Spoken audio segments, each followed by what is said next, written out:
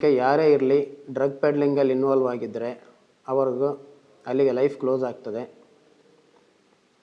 12 ವರ್ಷದಿಂದ ಕನಿಷ್ಠ 12 ವರ್ಷದಿಂದ 20 ವರ್ಷವರೆಗೂ ಪನಿಷ್ಮೆಂಟ್ ಆಗ್ತದೆ ಇದರಲ್ಲಿ.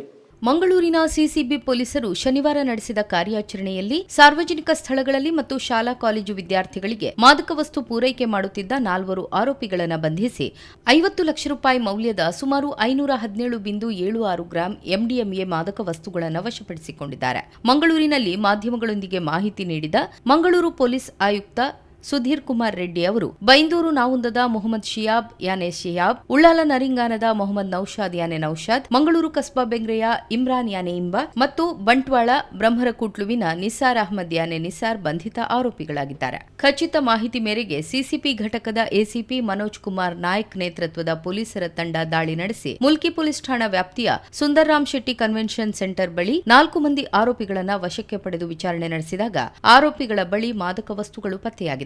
ಸೊತ್ತುಗಳನ್ನ ಮುಟ್ಟುಗೋಲು ಹಾಕಿಕೊಳ್ಳಲಾಗಿದೆ ಎಂದು ವಿವರ ಒದಗಿಸಿದರು. ಏತನ್ಮಧ್ಯೆ ಮಂಗಳೂರು ನಗರದ ವಿದ್ಯಾರ್ಥಿಗಳಿಗೆ ಮಾದಕ ವಸ್ತು ಎಂಡಿಎಂಎ ಮಾರಾಟ ಮಾಡಲು ಯತ್ನಿಸಿದ ಆರೋಪ ಎದುರಿಸುತ್ತಿದ್ದ 5 ಆರೋಪಿಗಳಿಗೆ ಮಂಗಳೂರಿನ ಜಿಲ್ಲಾ ಪ್ರಧಾನ ನ್ಯಾಯಾಲಯ 12 ರಿಂದ 14 ವರ್ಷಗಳ ಕಠಿಣ ಸಜೆಯನ್ನ ವಿಧಿಸಿದೆ ಎಂದು ಮಾಹಿತಿಯನ್ನ ನೀಡಿದರು. ಇವತ್ತು ನಮ್ಮ ಸಿಸಿಬಿ ಪೊಲೀಸರು ಉಡುಪಿ, ಉಳ್ಳಾಲ, ಬಂಟ್ವಾಳ ಮತ್ತು ಬೆಂಗ್ರೆ ಮೂಲದ 4 ಜನ ಯುವಕರನ್ನು 525 ಗ್ರಾಂ ಎಂಡಿಎಂಎ ಸಮೇತ ಅರೆಸ್ಟ್ ಮಾಡಿದ್ದಾರೆ. ಇವರೆಲ್ಲರೂ ಕೂಡ ಮಂಗಳೂರು ಸಿಟಿ ಮತ್ತು ಡಿಸ್ಟ್ರಿಕ್ಟ್ ಆದ್ಯಂತ ಕೂಡ ಯುವಕರೆಲ್ಲರಿಗೆ ವ್ಯವಸ್ಥಿತವಾಗಿ ಡ್ರಗ್ಸ್ ಸಪ್ಲೈ ಮಾಡ್ತಾ ಇದ್ದವರಾಗಿದ್ದಾರೆ. ಎಲ್ಲರೂ ಕೂಡ ಬೆಂಗಳೂರಲ್ಲಿದ್ದಂಥ ಹಳೆಯ ಆರೋಪಿತರ ಜೊತೆ ಸೇರಿಕೊಂಡು ಅಲ್ಲಿಂದ ಎಂಡಿಎಂಎ ಇಲ್ಲಿಗೆ ತಂದು ಎಲ್ಲರಿಗೆ ಸಪ್ಲೈ ಮಾಡ್ತಿದ್ದಂತಹ ಒಂದು ಕೆಲಸದಲ್ಲಿದ್ದಾರೆ. ಇವರೆಲ್ಲರನ್ನು ಕೂಡ ಇವತ್ತು ದಸ್ತಗಿರಿ ಮಾಡಿ ಮುಲ್ಕಿ ಪೊಲೀಸ್ ಸ್ಟೇಷನಲ್ಲಿ ಇವರ ವಿರುದ್ಧ ಪ್ರಕರಣ ದಾಖಲಾಗ್ತಾ ಇದೆ. ಇಷ್ಟೇ ಅಲ್ಲದೆ ಭಾಳಷ್ಟು ಜನ NDPS ಕೇಸಲ್ಲಿ ಅರೆಸ್ಟ್ ಆಗಿದ್ದರೆ 6 ತಿಂಗಳು ಅಥವಾ 1 ವರ್ಷದ ನಂತರ ಬೇಲ್ ತೊಗೊಂಡು ಹೊರಗೆ ಬರಬಹುದು ಅಂತ ಹೇಳಿ ಅಂದ್ಕೊಳ್ತಾ ಇರಬಹುದು.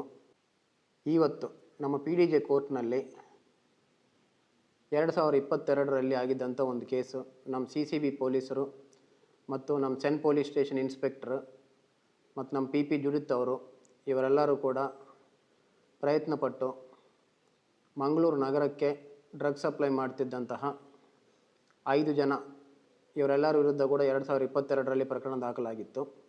ಈ 5 ಜನರಿಗೆ ಕೂಡ ಇವತ್ತು ನಮ್ಮ ಮಂಗಳೂರು PDJ ಕೋರ್ಟಲ್ಲಿ ಕನ್ವಿಕ್ಷನ್ ಆಗಿ ಎಲ್ಲರಿಗೆ ಕೂಡ 12 ರಿಂದ 14 ವರ್ಷವರೆಗೆ ಪನಿಷ್ಮೆಂಟ್ ಆಗಿದೆ.